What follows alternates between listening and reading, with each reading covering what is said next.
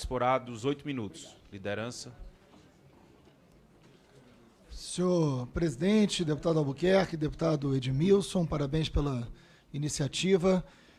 Ministro Heleno, muito importante estar recebendo o senhor dentro do Congresso Nacional, porque o Congresso Nacional é o símbolo maior da democracia.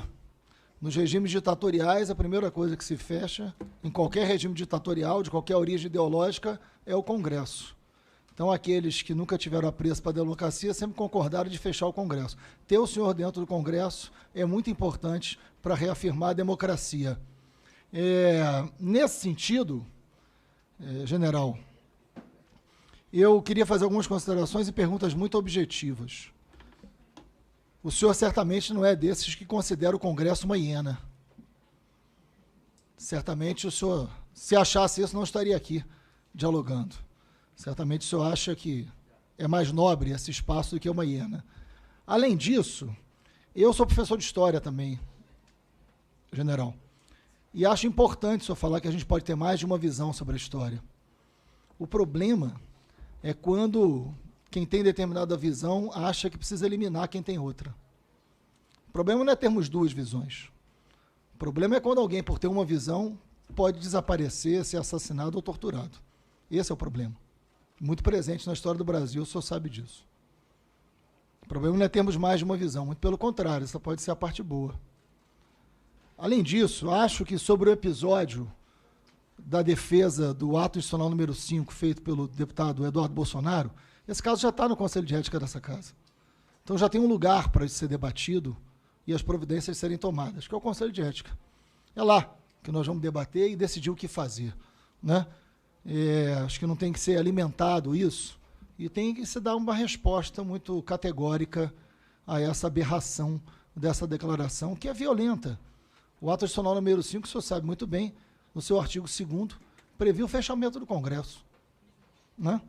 Além de outras consequências. Nesse sentido, a declaração que pegou muito mal do senhor foi que nós teríamos que ver, o senhor já explicou isso em diversos jornais, inclusive hoje tem uma matéria no Estadão.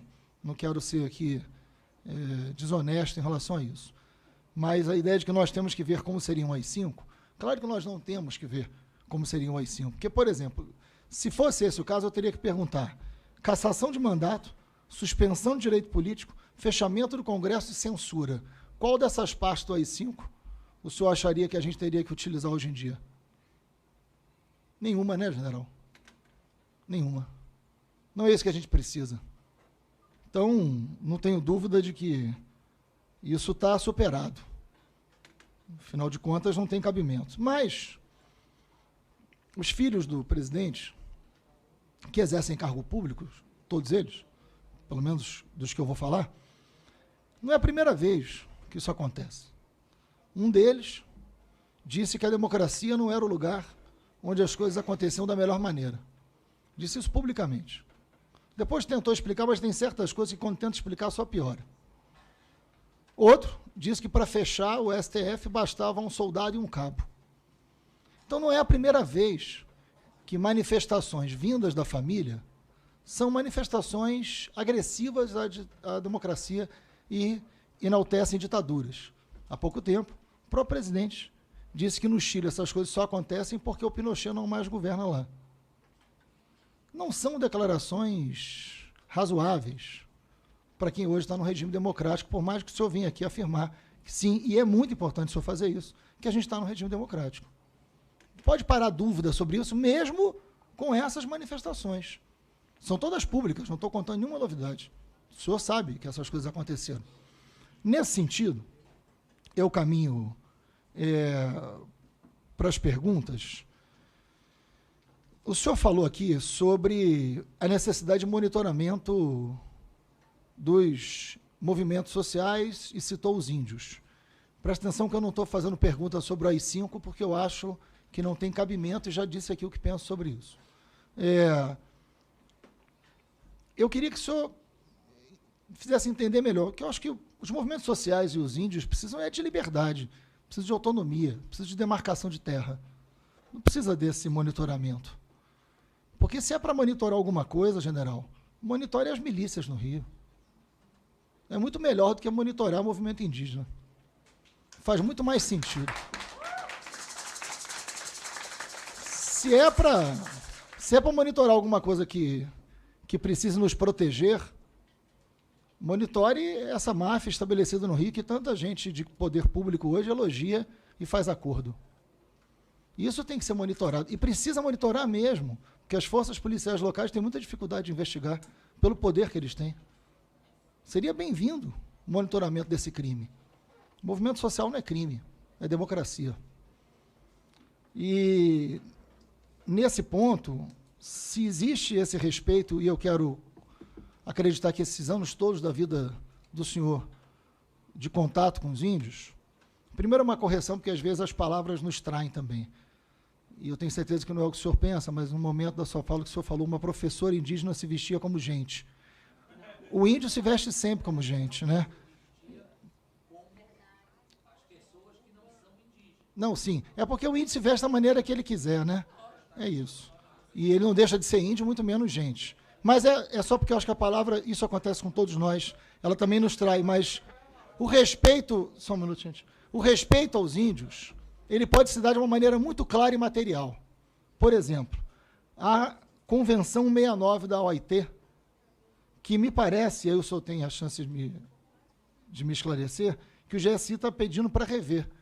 E se não está, que esclareça, porque isso sim é respeito ao indígena.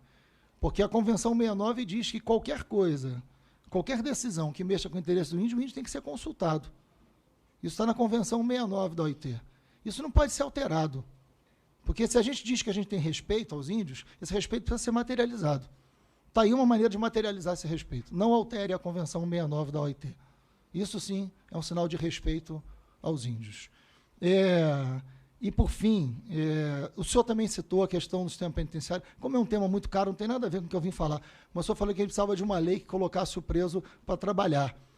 Essa lei se chama Lei de Execução Penal, ela foi feita em 1984. O preso não trabalha hoje, não é porque ele não quer, não. É porque não tem governo que tenha política pública preocupada com essa população que está no cárcere hoje.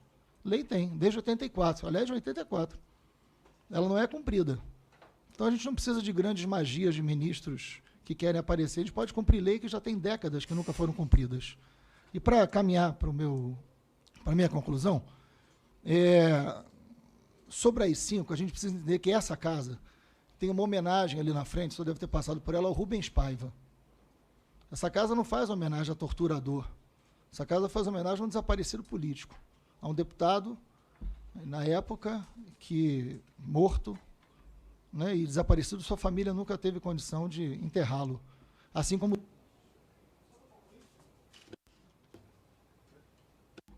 Então, nesse sentido, é um desrespeito e uma violência muito grande com a família dos desaparecidos, qualquer parlamentar, qualquer autoridade pública que venha suscitar a memória de um ato institucional que foi tão violento e tão dramático para a família dessas pessoas. Essa casa homenageia o Rubens Paiva como uma maneira de homenagear a democracia, para que a gente não tenha nenhuma dúvida de que o tempo sombrio de uma ditadura não precisa mais voltar.